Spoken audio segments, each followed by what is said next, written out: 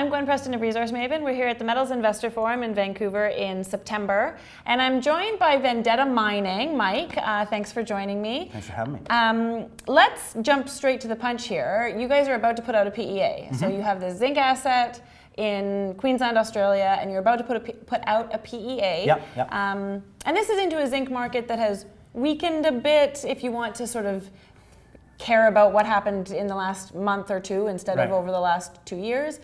So yeah, tell me a bit about the PEA and how you feel like it fits into the zinc market right now. Perfect. Well, it's a lead zinc project. So, you know, initially when we picked up Pegmont, and as you mentioned, it's in Queensland, the attractive thing we liked about Queensland, it's Australia, so we're in a safe political area. Yeah. I think that was number one. Number two was it's hosted within infrastructure. There's been mines that have grown up around this project. So we felt we had an opportunity, had an existing resource of 4.5 million tons. You know, initially we thought, okay, if we could push this project, our goal was to get it to 15 million tons. Eventually we thought, okay, maybe mine on our best 10 million. Given the infrastructure, had a good chance of being economic, but I think the question always begs, at what price? And everyone, you know, and it was around the time everyone was saying, look, there's 4 big zinc mines worldwide, it's coming off stream, 8% of world, that was the narrative. And we're in a little bit different narrative now. Those zinc mines have closed, the zinc price did run. There was a squeeze at the smelter level. We saw treatment charges, refining costs at almost historic lows. Yeah, they just plummeted. But if people were watching, what you also saw, you had almost 10-year highs in the commodity price. When you have those with treatment refining costs, you eventually have supply coming on stream, and you can expect a pullback. So we knew that was going to happen, and you know, I was always a big proponent of, look, we're going to base the economics of Pegmont on long-term consensus pricing. So, you know, we've always modeled it at around $1.95, just in case this did happen. Right. So from a market point of view, no, we don't like it when metal prices pull back, but you have to show the economic parameters based on something what we consider to be realistic. But there's a couple key tenets here that I think in some cases the market's missed. Okay. In the new world we live in, we are going to have higher sustainable lead and zinc prices that we've previously historically seen, which means that the economics of projects like ours are going to be greatly enhanced. Sure. That could have survived under the old scenario, but now with higher prices, I think it bodes well. And number two is Glencore. Glencore historically, you know, was a bit, I think there's been a conversion on the road to Damascus.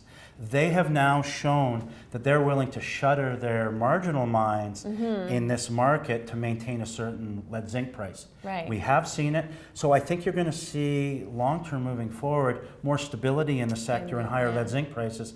So which means I would rather have $1.10, $1.20 zinc that institutions, banks believe in, investors go, that's then had the recent run up to $1.40, $1.50. Because if you noticed, none of the sector really moved when we had those metal prices, right? I think the real guys that knew were a bit jaded on these spikes, and quite frankly, they were right. Yeah. But you, as a company, you know, you just have to think, okay, looking forward, it's always like Wayne Gretzky said, you go where the puck's gonna be, right? Not where it was. So we expected this, we prepared for it, the PEA will reflect it, we'll be able to show the project economics, and hopefully we're viable at these zinc prices. Right. You know, and certainly I think the project is going to look viable at these zinc prices. I wouldn't be interested in Vendetta if I thought you were about to come out with a PEA that didn't work. That didn't look, yeah. So I think you're going to come out with a PEA that shows that this makes sense. I mean, Pegmont isn't the biggest zinc deposit, it isn't, or lead zinc deposit, it isn't the highest grade lead zinc deposit, but I think it's going to make sense as a standalone asset.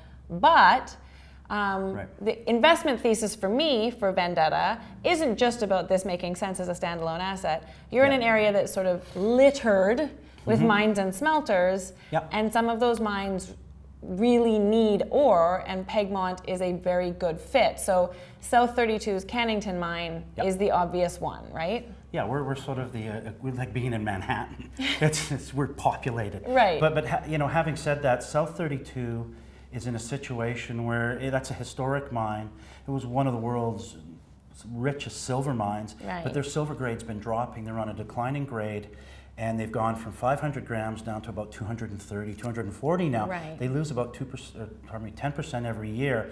And to make up for that, they said they'd take their production from 3.2 million, expand it to 4. But what's happened is they've dropped to 2.4 because they've got issues on their underground operations. Yeah, there was a shaft collapse and various things. Sequencing of the ore. So if you look on paper, this is just on paper, and and I think the Cannington guys would be very upfront about this. Sure. Our ore is probably more valuable to them than their open pit ore, and their underground ore is more valuable than ours.